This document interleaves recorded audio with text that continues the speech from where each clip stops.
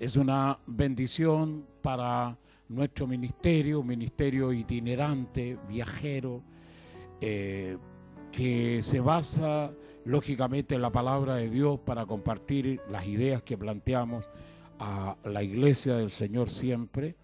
Agradecidos por estas experiencias que es conocer gentes de Dios en distintos lugares de este país de Argentina. Hemos estado desde hace unos días en Buenos Aires y toda esta semana aquí en la zona de La Plata y ahora en Berazategui.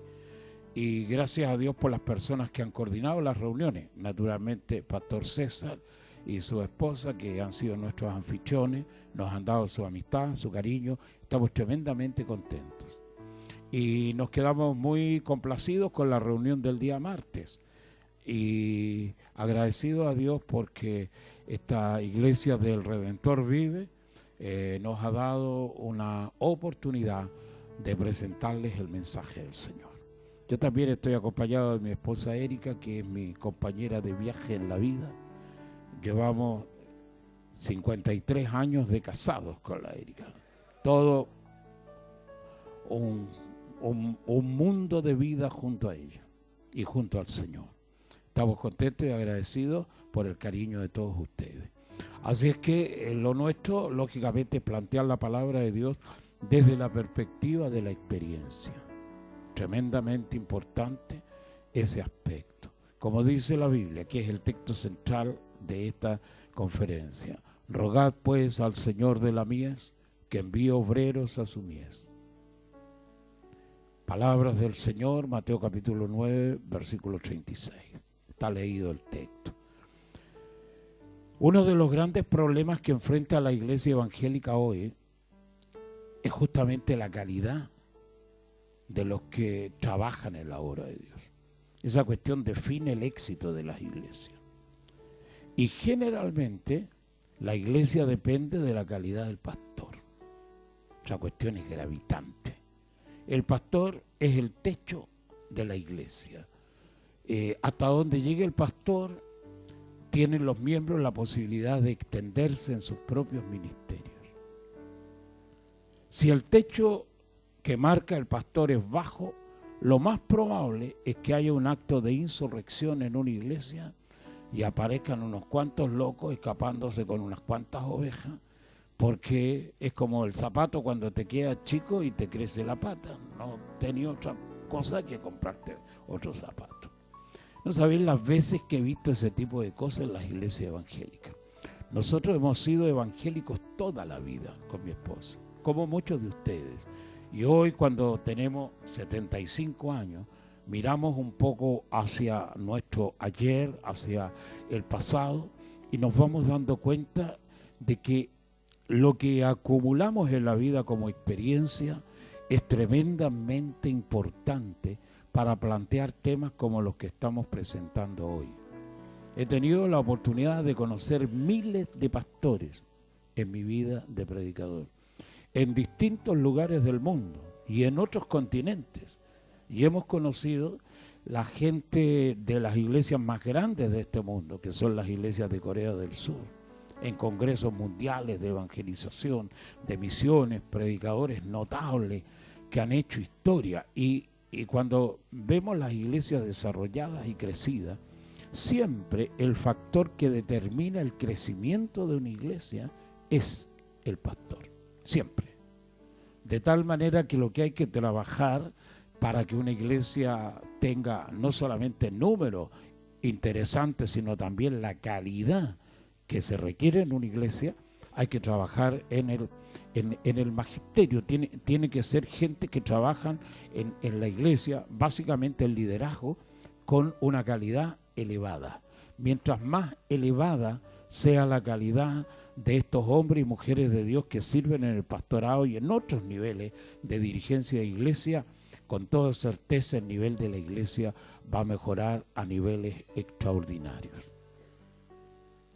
Lo que hemos observado es que los pastores evangelistas tienen muchas posibilidades de tener iglesias numéricamente fuertes. Pastor que primero es evangelista y después se hace pastor con el paso del tiempo. A los que les cuesta más tener iglesias numerosas es a los pastores que empezaron siendo maestros de la palabra y que después derivan a ser pastores. A esos tipos les cuesta. Porque el pastor maestro no se lo dice a la gente, pero cuando el tipo habla, la gente se da cuenta de que es un máster. El loco tiene planteamientos bíblicos profundos, conoce la palabra, seguramente ha tenido espacios teológicos que van fortaleciendo su discurso y la gente se va dando cuenta que para entender al loco ese hay que tener cierto nivel, no solo de cultura, sino sobre todo de conocer la palabra de Dios. Y sinceramente a la gente le cuesta mucho conocer la palabra, a menos que sea muy estudioso, que le dediquen tiempo todos los días de su vida a leer el texto sagrado que es la Biblia, tanto en el Antiguo Testamento como en el Nuevo, cuando se plantean historias o anécdotas, episodios, o se mencionan lugares geográficos o personajes de la Biblia, sobre todo que la gente se ubique en lo que se llama la línea del tiempo. Aparece un predicador hablando, bueno, vamos a hablar de Moisés hoy y comienza en el libro del Éxodo y de repente va citando otros personajes como Abraham, porque tiene conexión con la historia del pueblo judío. Y a la gente se le hace a veces un nudo en la cabeza porque no saben quién es primero y quién es después y qué relación familiar pueden tener los personajes entre sí. Y cuando se habla de los reyes, desde Salomón hasta todos los otros reyes, y seguramente cuando se habla de eventos como la destrucción de la ciudad de Jerusalén, que se situó en el año 586 a.C., si la gente no tiene una situación, lo que se llama, ya te dije, la línea del tiempo, se les confunde completamente entre los eventos, los personajes, las historias. Y esa cuestión hace que el pastor maestro sea para la gente una ensalada rusa. Los locos no le entienden mucho. Y meter a la gente a estudiar la palabra, sobre todo si vienen del mundo y no tienen una cultura de leer libros, por ejemplo, se le hace un mundo a la Biblia. Presentáis la Biblia que tiene 1200 páginas, tapas negras, costado rojo, clásico, un libro. Los muchachos no leen ni los deportes del diario de la ciudad de La Plata o lo que sea, menos van a leerse un libro que cuando se los muestran los locos les entra el pánico. Así es que la gente que se dedica a servir a Dios tiene que tener esa capacidad. Y cuando el pastor es maestro, tiene dificultades con la gente, porque los que llegan y empiezan a conocerlo, rebotan, porque dicen este loco es difícil de entender. Aparte, el pastor maestro tiene la tendencia a exigirle a la gente que estudien, y esa cuestión los pone en fuga enseguida, porque no es fácil hacer que la gente aprenda la palabra. Incluso pueden pasar años antes que el tipo se vuelva técnico en este tema de la Biblia, pero eso es lo que necesitamos. Por eso el enfoque del texto que habla acerca del obrero, rogad pues al Señor que envíe obreros a su mies. El obrero es un especialista, no es un neófito ni está recién comenzando, sino que es una persona que en la práctica y en el esfuerzo ha logrado alcanzar metas que lo destacan como una persona que tiene un nivel de excelencia. En el fondo, el obrero es un profesional. Y sinceramente esta palabra no es asquerosa en lo más mínimo, porque eso es lo que Dios busca. Dios busca profesionales, que los tipos hagan bien las cosas. Y cuando es como dicen los grandes pensadores, que la excelencia se paga bien en todos los mundos y en todos los universos. Hasta Dios paga bien la excelencia. Pero la excelencia, que es la que tiene el obrero por el desarrollo y por las actividades que ha ejercido en su vida, es una cuestión que tiene que tener como componente principal el factor tiempo. Si la gente no le dedica tiempo a Dios, los locos nunca van a llegar a ser expertos en divinidad, porque si hay algo que Dios exige y requiere para ser entendido, es que la gente le dé tiempo. Y sinceramente el diablo, y aquí aparece un personaje siniestro, igual que esos muchachos que piden una moneda fraterna y solidaria en la esquina de los semáforos, dice que tienen 3 pelotitas para arriba, hacen malabarismo tipo circo los muchachos, y tienen calculado el tiempo en que cambia la luz verde para que los tipos salgan para adelante con los autos, y lo tienen tan calculado que es automático, va casi a caer la luz verde y los tipos se asoman por tu auto y te piden una moneda fraterna y solidaria. Y si el malabarismo es bueno, la gente siempre da algún dinero. El diablo también, experto en malabarismo, tiene también 3 pelotitas que tira, igual que estos malabaristas, arriba. Y las 3 pelotitas son distracción, entretenimiento y dinero. La distracción. La vida está hecha de puros elementos distractivos que te sacan del foco más importante de la vida, que es buscar a Dios y hallarlo. Esa es la cumbre de la importancia de vivir. Para eso hemos nacido. Cualquier cosa que nos aparte de ese objetivo es espurio, pertenece a un mundo que no es el de Dios. La distracción, un elemento fatal y decisivo en las obras satánicas, distraer a la gente, meterla en otras cosas. A veces son distracciones que tienen que ver también con el otro elemento que es el entretenimiento. Te mete en eso, te mete en esas cuestiones que te roban el tiempo y que después te da sueño y la gente no tiene posibilidad de conocer a Dios. Hay gente que cuando leen la Biblia les baja un sueño que no se lo agarran ni tomándose un somnífero, pero leen la Biblia instantáneamente. Yo he conocido unos locos que se ponen la Biblia de almohada, ¿viste? Y le piden a Dios, Señor, permite que mientras duermo se me sea revelada alguna palabra de las profundidades escriturales. La verdad es que puede ser, pero es difícil. A veces eso hacen estudiantes que también son una tropa de vagos. En lugar de estudiar las materias, ponen los libros, los apuntes también de cabecera, con la peregrina esperanza que por alguna razón que no conozco se les transfieran los conocimientos desde los libros al cráneo. Cuestión muy difícil. La gente que se dedica a trabajar para Dios en serio, que son los líderes, los tipos tienen que ser expertos en divinidad, tienen que conocer a Dios. No solamente el texto bíblico, sino que la profundidad de la palabra.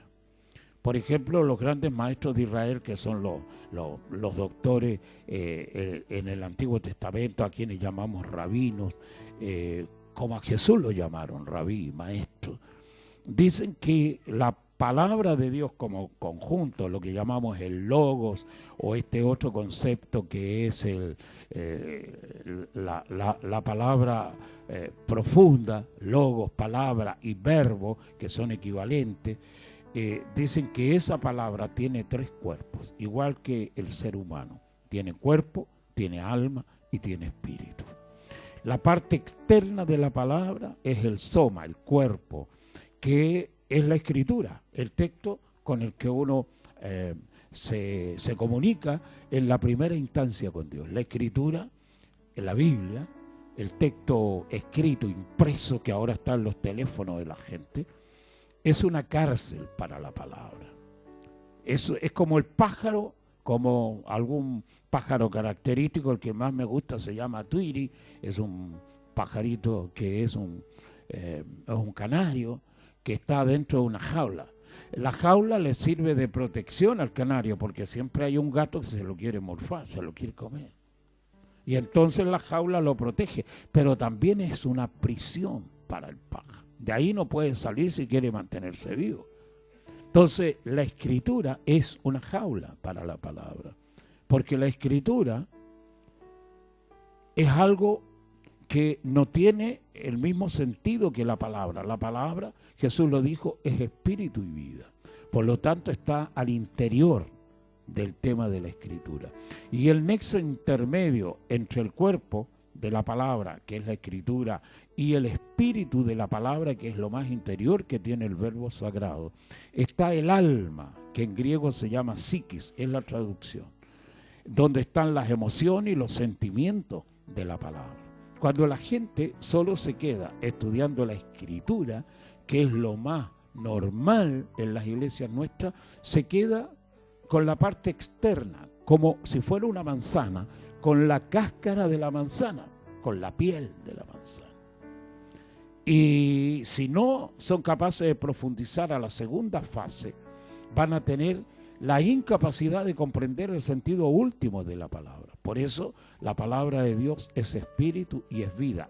Neuma, en griego, el interior de la palabra, que es donde realmente está la fuerza germinante de la palabra, tiene que ser explorada a esos niveles más profundos de la vida.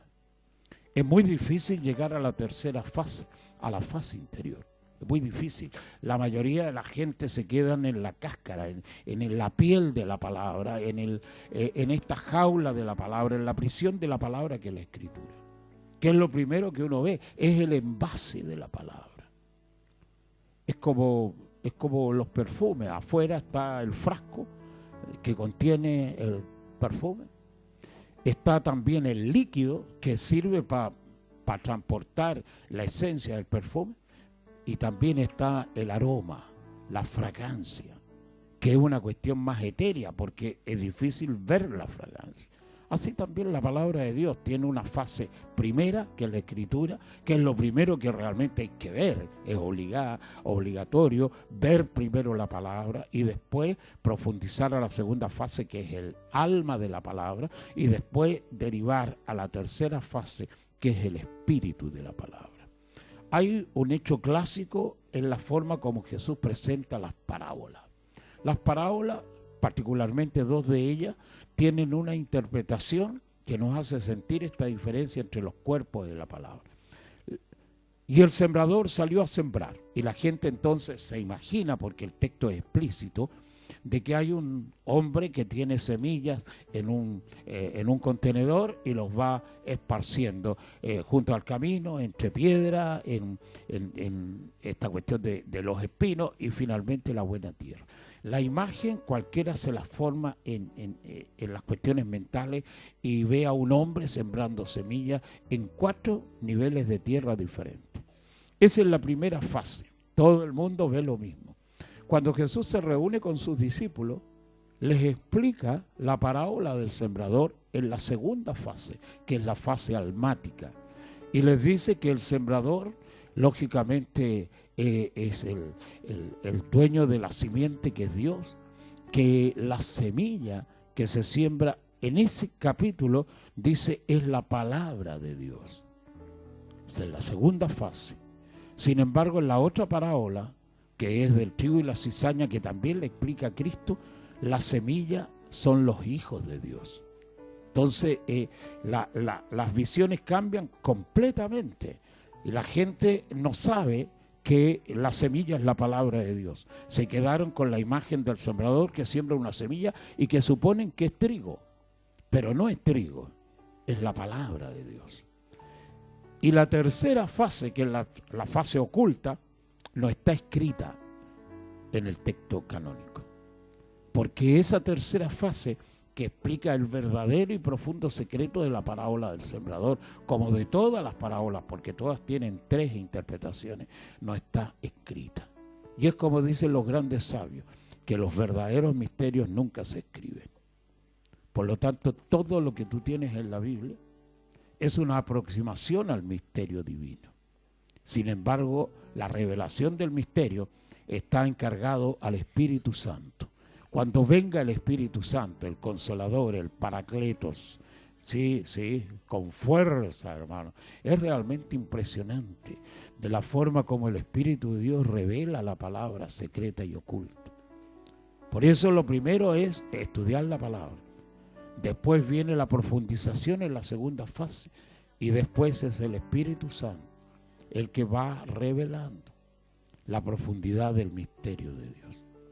Por eso cuando la gente avanza en la vida espiritual, indudablemente el tipo cuando llega a descubrir la verdad profunda de la revelación de la palabra, generalmente se despega de toda la demás gente, porque el tipo tiene un conocimiento que está más allá de la información, que es tan elevado y es tan diferente a la primera visión que se tiene con la escritura, que para mucha gente puede parecer un loco blasfemo, que realmente ha accedido a conocimientos que rebasan largamente la comprensión de la gente.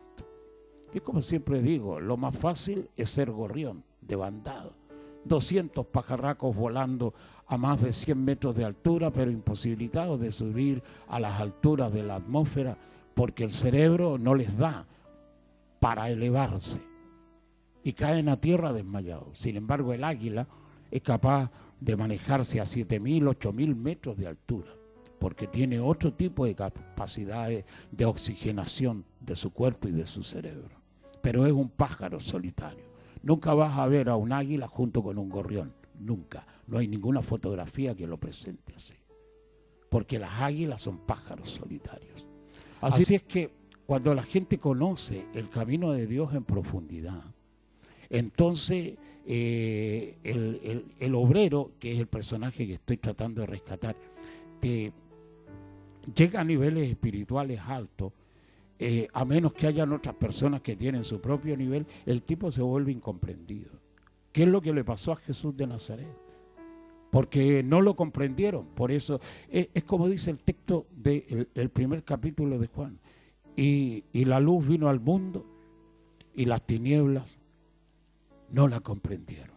Es que eso es el Hijo de Dios. Es lo máximo, es la revelación, Él es la palabra, se llama verbo, se llama logos, es la culminación de la revelación. Y la gente no lo entendió.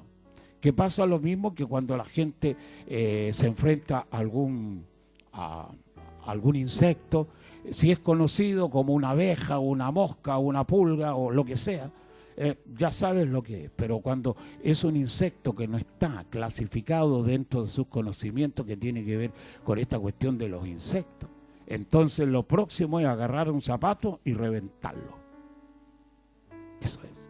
Entonces, cuando los hombres de Dios aparecen con una palabra profunda en sus vidas, la gente lo que hace justamente es eso mismo, es reventarlo. ¿Qué es lo que pasó con Jesús de Nazaret? No lo comprendieron, no lo entendieron. Incluso sus propios discípulos les costó mucho entender a su maestro. Y él les dijo, tengo muchas cosas que decirles, pero ustedes no están capacitados en este momento para recibirlas. El Evangelio es mucho más que 4 cantos y una Biblia, muchachos. Por eso cuando la gente se mete a explorar, no solo la palabra en la fase primaria, que es la escritura, sino profundizar en lo que es esta cuestión tan extraordinaria, donde la palabra es espíritu y vida, a la gente le cuesta mucho llegar a esos niveles. Y generalmente los tipos que profundizan en Dios en esos niveles tan extraordinarios de la palabra, generalmente adoptan la actitud del silencio. Generalmente el tipo que es muy sabio en la profundidad de Dios, no solo en la escritura, sino en la profundidad de la palabra, el tipo se vuelve silencioso y aprende el valor del silencio en la vida. Guarda silencio delante de Jehová y espera en Él, y Él hará, y el Señor te concederá las peticiones de tu corazón. Ese silencio del alma frente al misterio divino es una experiencia única en el alma de la gente real y profundamente sabia. Así que el obrero que necesitamos tiene que ser una persona que tenga la máxima posibilidad de conocer a Dios profundamente.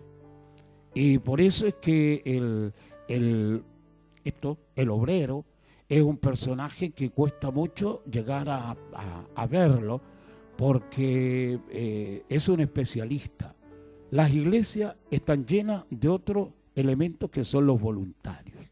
Los voluntarios son todas las personas que quieren hacer algo para Dios, independientemente si saben hacer lo que quieren hacer para Dios o si realmente no lo tienen bien definido.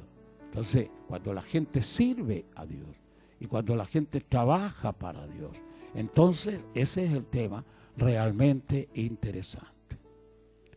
Así que cuando la gente trabaja para el Señor, cuando la gente trabaja para Dios, tiene la capacidad de desarrollar esas virtudes talentosas, pero la gran mayoría son voluntarios. Y los voluntarios tú no le puedes exigir nada a un voluntario, porque hace lo que puede, hace lo que quiere y cuando quiere. Y por lo tanto el voluntario tampoco tiene que pagarle a nadie, porque su trabajo es eso, es ser voluntario. En cambio el profesional se le tiene que pagar por lo que hace, porque lo que hace es bueno. Las iglesias evangélicas que crecen, que yo las he visto con toda la experiencia que tenemos de ser lugares donde las cosas marchan de manera extraordinaria, los equipos pastorales son todos profesionales. Tipos que trabajan para Dios, pero que hacen las cosas con excelencia. La alabanza, la adoración, todo lo que conlleva la liturgia de las iglesias que generalmente tienen un gran desarrollo numérico, son todos gentes que alaban a Dios, no solamente son cantantes, son levitas, adoradores, que sirven al Señor con un corazón lleno de fuego. Eso es extraordinario. Siempre le digo a la gente, sobre todo cuando veo gentes cantantes como los que he visto aquí y en las otras iglesias de ustedes, si ustedes se perfeccionan en lo que hacen, algún día va a venir alguien que los va a ver haciendo lo que ustedes hacen y los va a sacar del entorno donde están y los va a llevar seguramente a un lugar elevado. Yo he conocido casos de cantantes realmente extraordinarios que han crecido en iglesias como las nuestras, que realmente han superado esos estándares de exigencia que tienen las iglesias nuestras comunes y corrientes, donde el tipo puede cantar desafinado, donde el que toca la guitarra ni siquiera la afina bien, donde todo es licencia y permisividad. Esa cuestión tiene que hacernos sentir, amigos míos, que todo lo que involucra el esfuerzo de la gente por perfeccionarse es lo que hace las grandes diferencias. Yo he tenido oportunidad de conocer cantantes de primera línea en el mundo evangélico por los viajes que desarrollamos.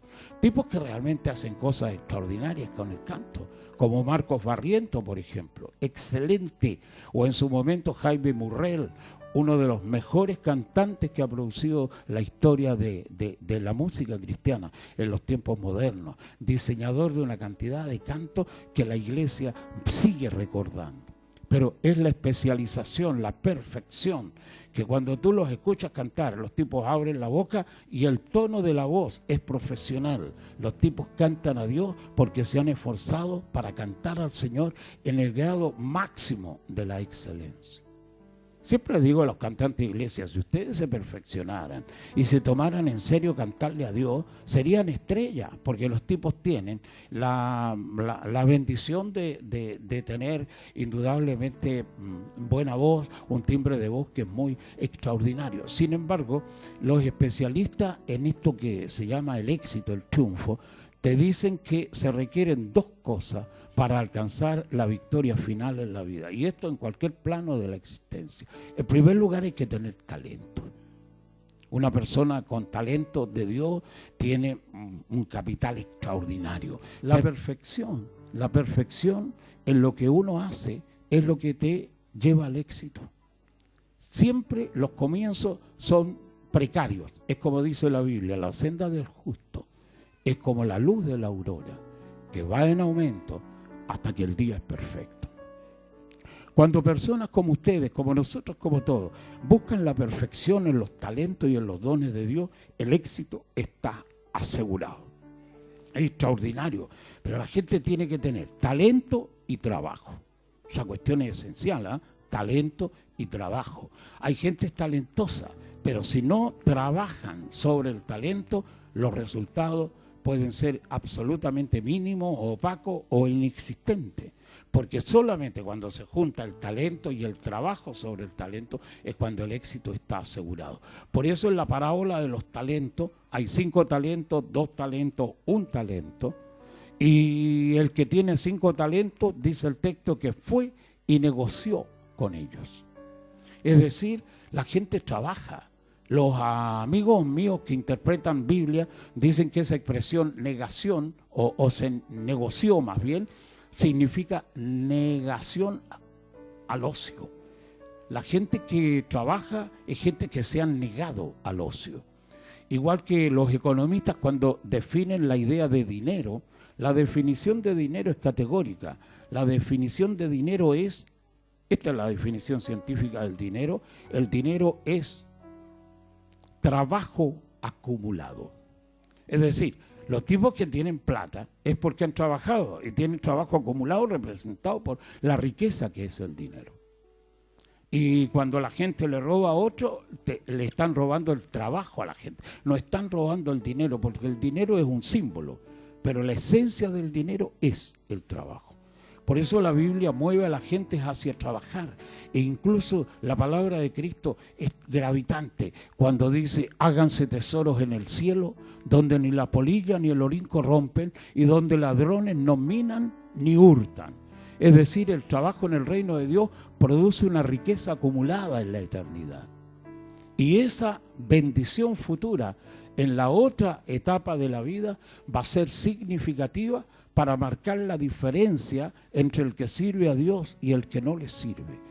Por eso el que trabajó en estos 5 talentos ahora tiene 10 talentos, 5 más 5, y se le agrega un talento que es un elemento de riqueza que queda sin ser explotado y trabajado, porque hay uno, el vago de siempre, que no trabajó. Y cuando Dios tiene que asignarle el talento a uno de los dos, al que tiene 5 talentos y ahora tiene 10, o al que tuvo 2 talentos y ahora tiene 4, Dios siempre, porque ese es el criterio divino, se lo da al que tiene más. Nunca al que tiene menos, siempre al que tiene más. Por eso la palabra dice: al que tiene se le dará más para que tenga más, y al que no tiene, aun con lo que vaya a tener en el futuro, le será quitado ahora. Por eso trabajar para Dios es incrementar la riqueza más extraordinaria que uno puede imaginar.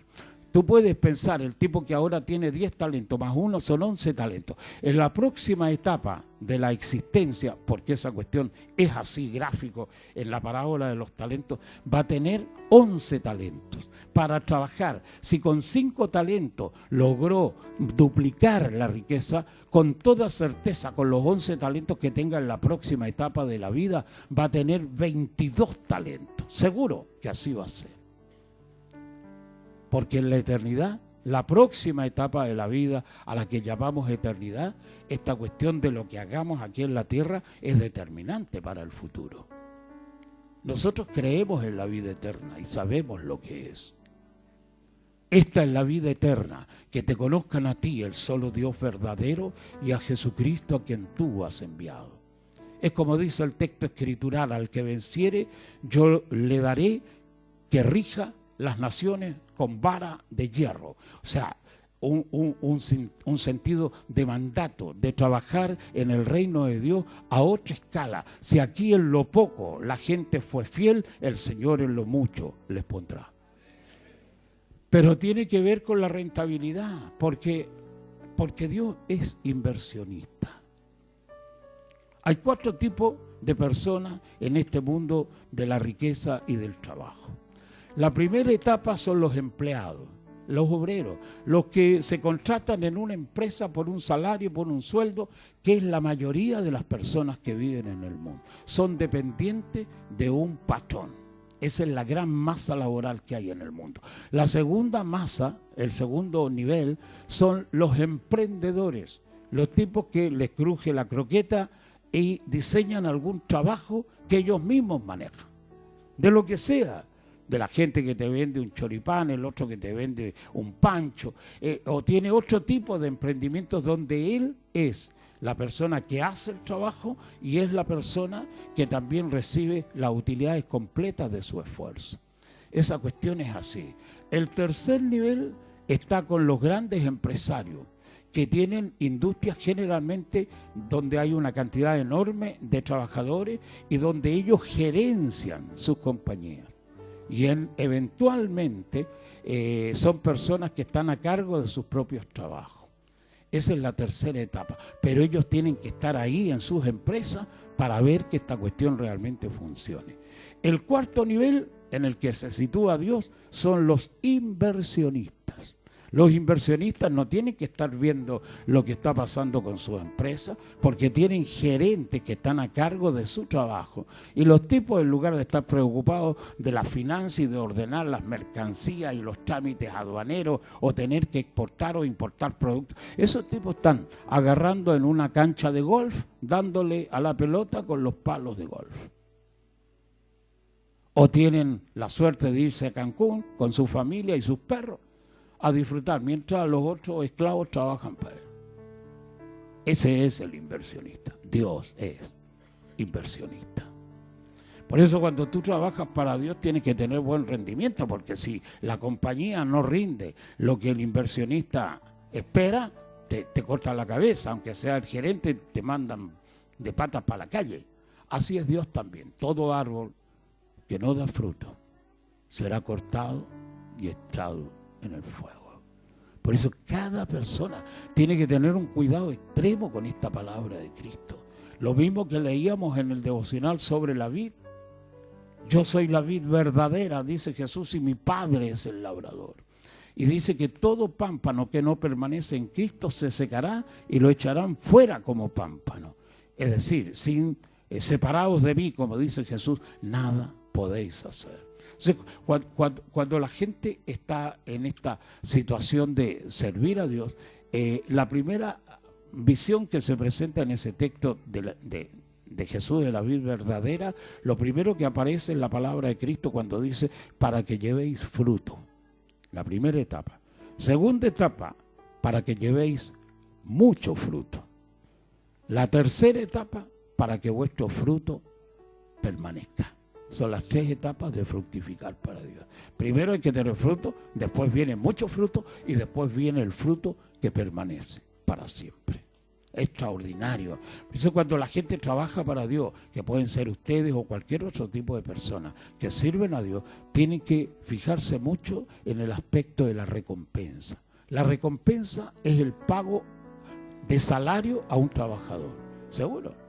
Entonces, cuando la gente tiene la capacidad de fijarse en la recompensa, el esfuerzo que se hace no duele, aunque sea severo, porque la recompensa te inspira, la recompensa te anima, la recompensa te da fuerza, sobre fuerza, para alcanzar tus metas.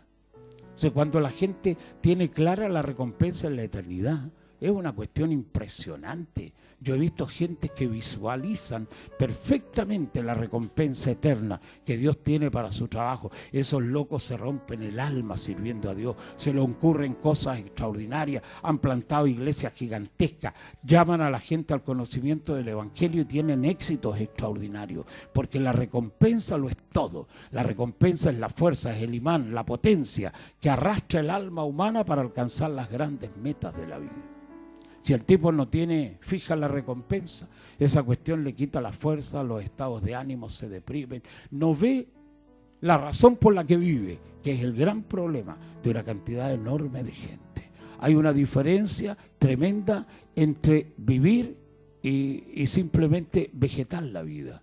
Nadie sabe para qué nació, por qué está aquí, cuál es su meta en la vida. Vive en la absoluta desorientación del alma, que es lo que le pasa a un montón de gente. Por eso cuando personas como ustedes, como yo, venimos a una iglesia como esta, los líderes de la palabra, que son los pastores y los asistentes de la palabra, tienen que decirle a la gente claramente para qué Dios los necesita, cuál es el propósito de sus vidas. Hay dos tipos de iglesias, las que te desarrollan, que son las iglesias que te evolucionan en el camino de la palabra, y las otras que te entretienen. Te pasan un sonajero, un pandero, te pasan un chupetín, a lo mejor un triángulo, un par de castañuelas, para que hagas algo de ruido y esa cuestión como que te permita pasar la vida sin preguntar ¿para qué rayos estoy aquí? He conocido una cantidad enorme de iglesias que entretienen gente, que te ponen en lo que los argentinos llaman la calecita, el carrusel, con unos caballos de yeso que son realmente lindos cuando uno los ve para las fotos, pero que no te lleva a ninguna parte ese caballo. Vos te podés subir a un caballo de esos que suben y bajan, y vas a andar dando vueltas en torno al mismo eje toda la vida, no avanzas nada. En cambio están las otras iglesias que te agarran y te potencian. Eso se llama desarrollo. Que el desarrollo en términos de ferretería es el tipo de tornillo o de perno que tiene una dimensión desde la cabeza hasta donde termina, y que todo el circuito que tiene es justamente de ese tipo de hilo que permite que la tuerca vaya subiendo a través del desarrollo del tornillo. Ese es el desarrollo técnico en ferretería, es decir, te permite escalar, te permite avanzar, te permite desarrollarte. El camino de Dios tiene que ser plantado siempre como un camino de desarrollo, no puede ser una cuestión de entretenimiento. Aparte que es gravitante para la próxima etapa de la vida que llamamos la vida eterna, que la gente hayan acumulado una riqueza en esta etapa de la vida. La gran pregunta del ángel del umbral: cuando la gente muere, aparece el ángel y le hace entre todas esta terrible pregunta: ¿qué hiciste para Dios? La gente podrá decir: yo trabajé como enano, tenía 4 o 5 hijos, los mandé a la universidad, son profesionales, ayudaron a la república y engrandecieron el país. No, la pregunta es categórica: ¿qué hiciste para Dios? No para ti, ni para tu hijo, ni para tu familia, ni para la sociedad, no, ¿qué hiciste para Dios? Es la gran pregunta. ¿Qué hiciste para Dios? Y esa respuesta solamente la tiene la gente que trabajan en el talento divino. Los tipos que realmente se esfuerzan soñando y visionando indudablemente la recompensa. Como Jesús de Nazaret, que enfrenta la cruz y la recompensa que tiene es la salvación de los mundos, la salvación de los universos, y todo el sufrimiento que llegó a pasar y todo el martirio del que participó se minimiza frente a la recompensa de la vida eterna para todos los redimidos. Y en medio del dolor más extremo es capaz de dar un salto tremendo y extraordinario hacia la conquista de esos logros que solamente su muerte y su resurrección pueden ganar para la iglesia. Extraordinario. La recompensa lo es todo. Cuando las gentes de nuestras iglesias tienen clara la recompensa de servir a Dios, la gente, todos nosotros nos movemos con una fuerza impresionante sirviendo al Señor. Porque en la próxima etapa de la vida, que llamamos la vida eterna, el cultivo y el negocio de estos dones, que son los talentos, es determinante para el estatus.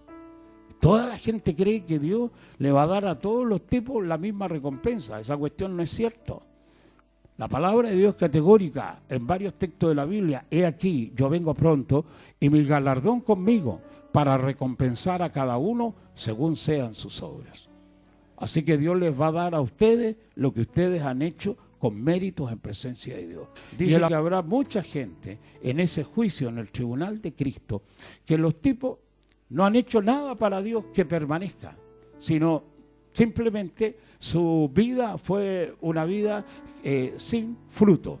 Dice, por el tema de la salvación del alma, que toda esa gente será salva, pero de recompensa no tendrán nada y escaparán como quien escapa de un incendio. En un incendio, cuando se produce en una vivienda, la vida es lo primordial, la vida es realmente lo más valioso, por lo tanto la gente sale desnuda a la calle escapando del incendio. Dice el apóstol Pablo que eso es lo que va a pasar con un montón de gente.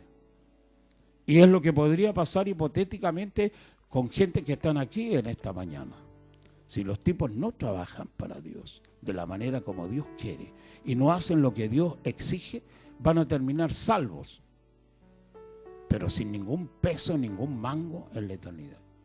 Y van a tener que seguir trabajando en la otra etapa de la vida para incrementar la riqueza del alma, porque esta cuestión es progresiva. Esa es una de las cosas más profundas que tiene la revelación del Evangelio. La vida eterna es una serie y sucesión de etapas. Y cada ciertos eones, que son las edades infinitas en el tiempo kairos, que es el tiempo divino, viene Dios y hace una ecualización, donde hasta los ángeles son evaluados. Y si los tipos no han hecho bien el trabajo de Dios, los locos descienden. Y si han hecho bien lo que Dios les mandó, van a subir de estatus. Eso también es para todas las criaturas de los universos divinos. Por eso hay primeros que serán postreros y postreros que serán primeros. Es la ley. Entonces, ¿qué es lo que yo visiono en mi vida? No, la recompensa la tengo clara. Tengo 75 años de edad. La mayoría de los viejos que conozco de mi edad están esperando la carroza, sentados arriba de una silla ya en la ciudad donde vivo. Y nosotros estamos esperando el próximo avión para ir a otro lugar del mundo a predicar el Evangelio de Jesucristo. Es la diferencia. ¿Y cuántos años quiero vivir? Queremos vivir una gran vida. Y es lo que siempre le decimos a la gente. Yo estoy programado para vivir a lo menos 100 años. Con 75 faltan 25, la cuarta parte de la vida está por delante.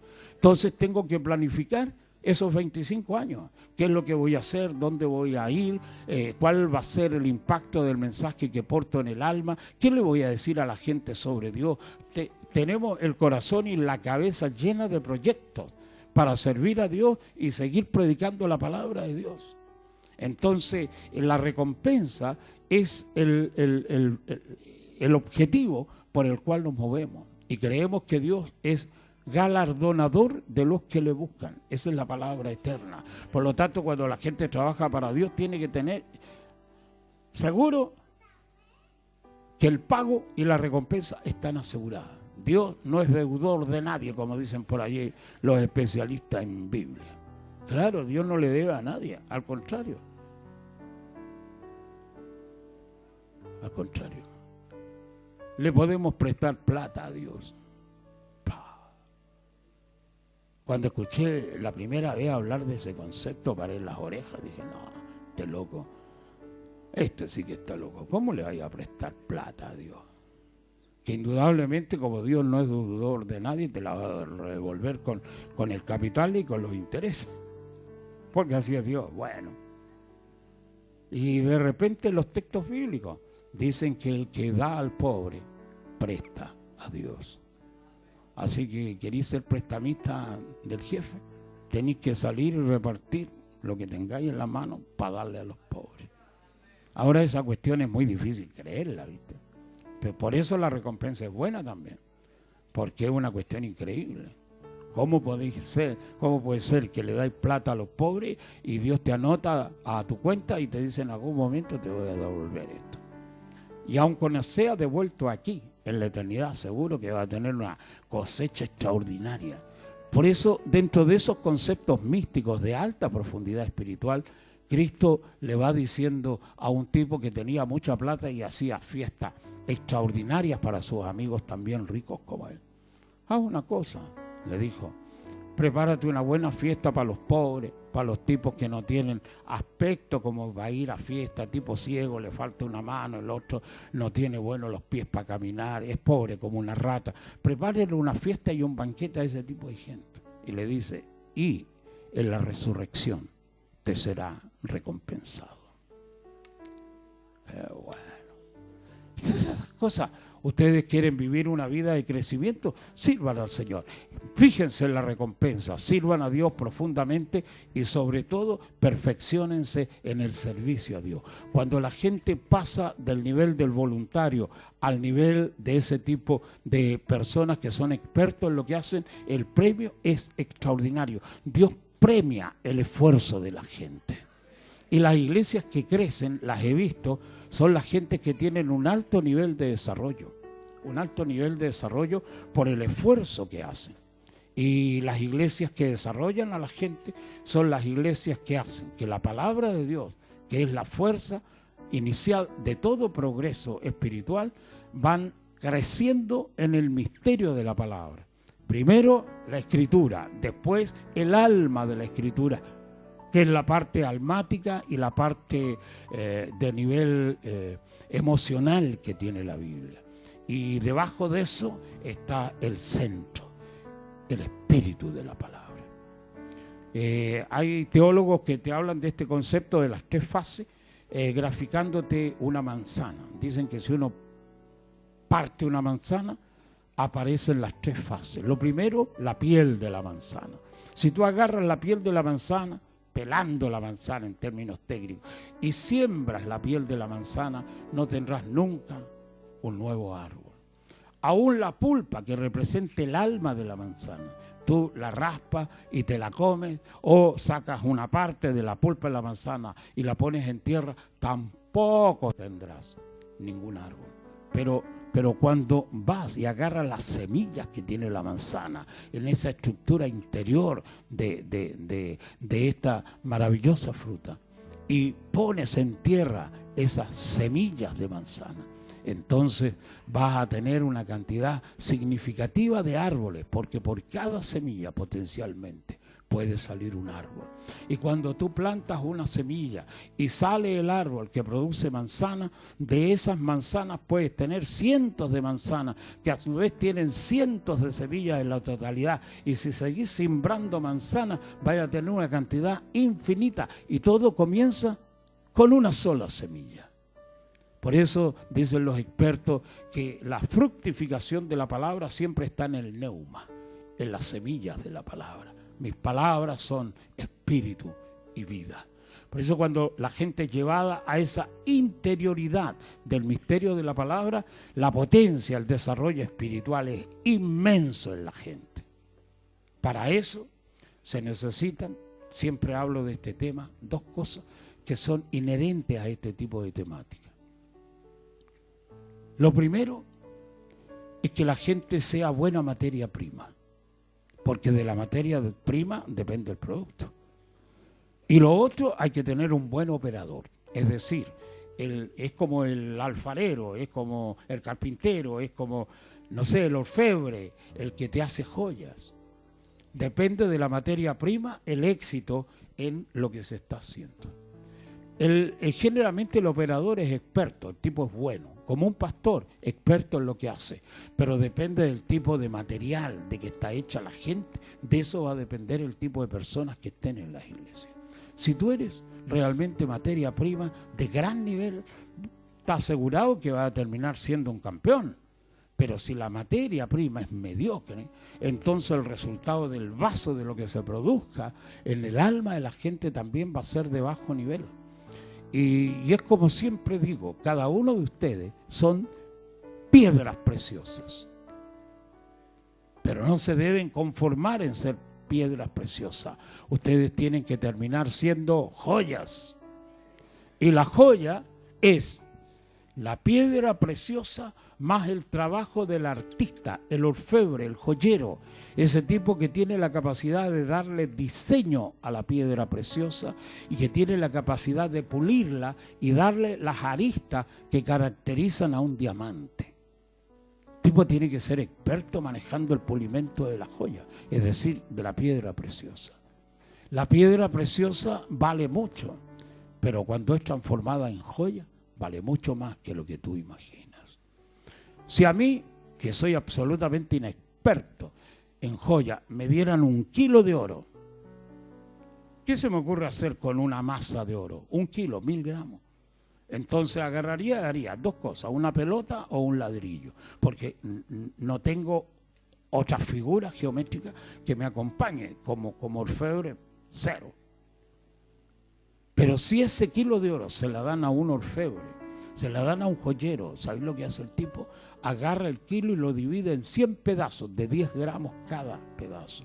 Hace con eso anillos extraordinarios porque le da diseño y forma. Y a cada anillo le inyecta, le pone encima, le junta un diamante con zafiros, seguramente con piedras turquesas o con la bendita esmeralda del característico color verde.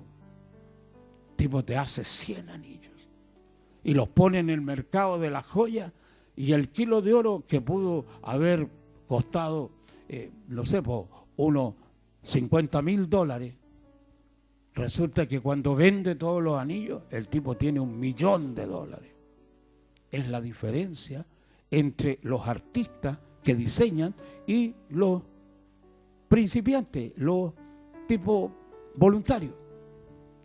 Cuando tu vida cae en las manos de un joyero, que evidentemente tiene que ser la gente que pastorea iglesia, a vos te pueden sacar un precio extraordinario. Cuando pasan 40, 50 años de ser miembro de una congregación, al final eres una joya. Y va a recibir recompensa no solamente la joya, sino que también el orfebre, el que trabaja en las almas humanas. Esa cuestión es extraordinaria.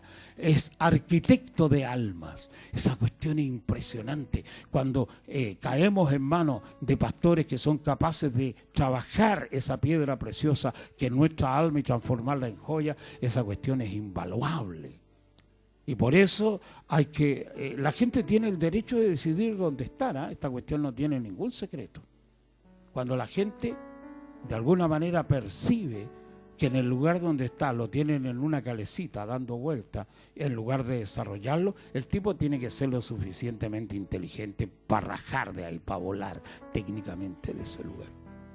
Vos no te podéis pasar la vida esperando que siempre te digan, espera, tómate tu tiempo, todavía no es tu tiempo, esta cuestión.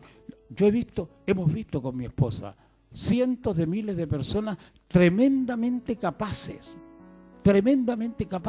tienen talento, tienen inteligencia, tienen alma, tienen unción, incluso tienen talento, pero lo fosiliza el gran y terrible monstruo del miedo.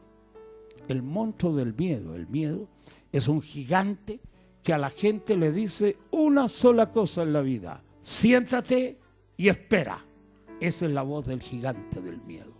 Ese tipo te pone en una silla en el umbral de la puerta que da acceso a Dios y te dice el mismo recitado siempre: siéntate y espera. Y como la gente envejece, mientras más viejo, más grande es el grito del gigante y el miedo que se acumula en la gente es más tremendo. Siéntate y espera. Y llega el momento cuando la gente ya ni siquiera se quiere levantar de la silla para enfrentar su propio miedo, porque se le ha pasado el tiempo, porque realmente ahora no tiene la prestancia ni la fuerza para enfrentarse a sí mismo y enfrentar el miedo. El miedo siempre te dice esa misma frase: siéntate y espera. Eso es.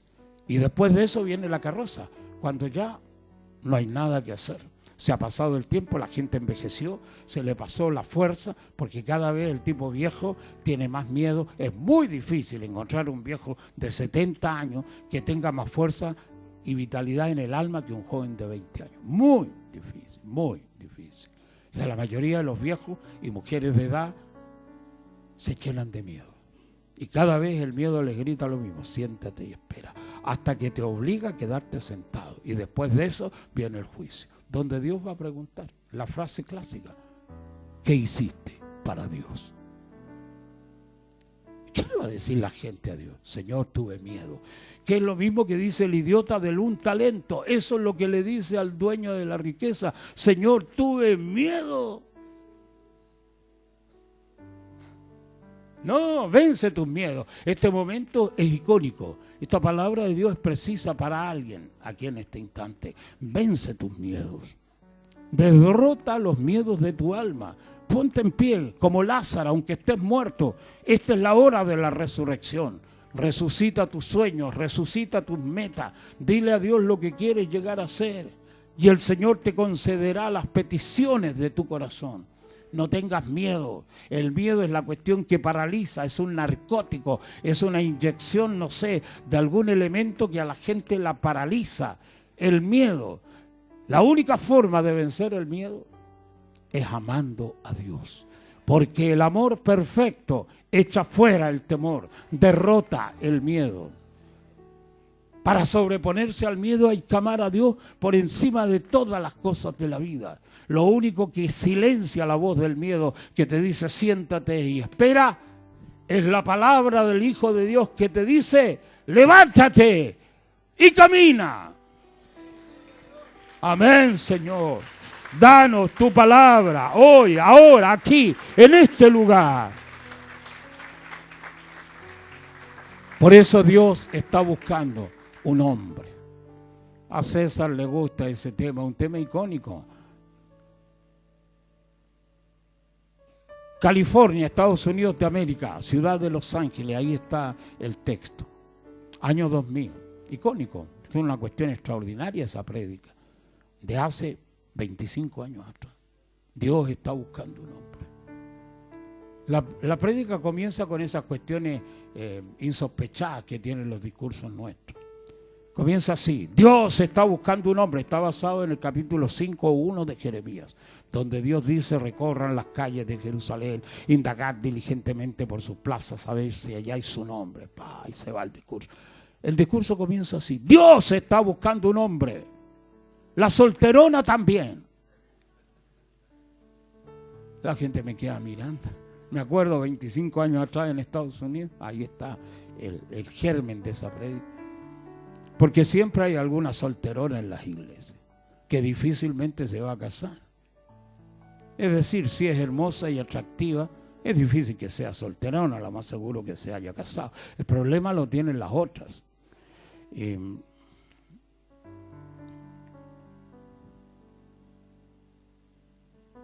Siempre hay alguna solterona en las iglesias. Como yo no los conozco, disparo así, con escopeta, los perdigones saltan para todos lados. Pero así comienza el texto y a continuación dice: estoy seguro de que la solterona se va a casar algún día con algún novio, pero Dios va a seguir buscando un hombre para él. Por eso Dios siempre está buscando un hombre. Su búsqueda incesante, metódica, es desesperada. El mismo Dios que dijo: maldito el hombre que confía en el hombre, es el mismo Dios que desesperadamente está buscando un hombre en quien confiar. Eso. ¿Hay alguien aquí que sea confiable para Dios? Ese es el desafío de esta prédica. Tú tienes que ser confiable para Dios. En el nivel de Job, donde Dios saca pecho, se siente orgulloso de su instrumento y le dice al propio Satán: ¿has visto a mi siervo Job? Me siento orgulloso de él. Eso es lo que debemos llegar a alcanzar en la vida cristiana. Que Dios sienta orgullo de que seamos sus siervos. A toda prueba, fidelidad irreductible. Dios sabe que puede contar con él, no solamente en las horas de culto, sino que en cualquier momento de la vida. Ese tipo que sirve a Dios, el profesional, el obrero, nunca le dirá a Dios: Señor, manda otro. Señor, tómate un tiempo más. Señor, deja que primero haga lo que tengo que hacer y después te obedezco. No, ese hombre vive para Dios, esa mujer vive para Dios. Esa persona está dispuesta todos los días de su vida y todos los instantes de su vida para servir a Dios. Hay mucha gente en las iglesias, estoy tratando de aterrizar en el jumbo. Hay mucha gente en las iglesias que están siempre desesperados porque Dios los escucha. Y le gritan a Dios. Y no solo eso, le piden oración a otras personas para que los ayuden en la oración, porque están desesperados. Pero cuando Dios lo necesita, ni los ángeles encuentran a esos vagos para llevarlos al yugo de Cristo. Pero quieren que Dios los atenda con prioridad. Y cuando Dios los necesita, Dios no tiene ninguna prioridad en sus almas. ¿Ustedes quieren que las cosas cambien, muchachos? Entonces van a tener que darle la única opción a Dios. Porque cuando tú sirves a Dios, no tienes que elegir entre Dios y alguna otra realidad. Porque la elección está tomada desde hace mucho tiempo. Como el gran Josué: yo y mi casa serviremos a Jehová. No hay que pensarlo, no hay que meditar nada, no hay que sacar cuenta. No, tu decisión ha sido tomada hace mucho tiempo. Jehová es mi fortaleza, Jehová es mi escudo, Jehová Nisi, Jehová es mi bandera, Jehová. Qué lindo eso. Por eso en esta hora nuestra decisión va a ser esa. Cuando la gente se decide a servir por Dios, Dios sana a sus obreros. Tú podías estar enfermo de un montón de cuestiones, pero cuando te metes al servicio de Dios, Dios lo que te manda a hacerte es un chequeo médico. Y de todas las enfermedades que puedes tener en el pellejo, Dios ordena que esas enfermedades se retiren. Porque Dios te quiere ver sano trabajando en su reino. Ese milagro va a ocurrir ahora. Porque es la palabra. Yo no soy loco que hago milagros. Algunas cosas han acontecido por ahí que me dejan a mí con la boca abierta. Pero soy predicador.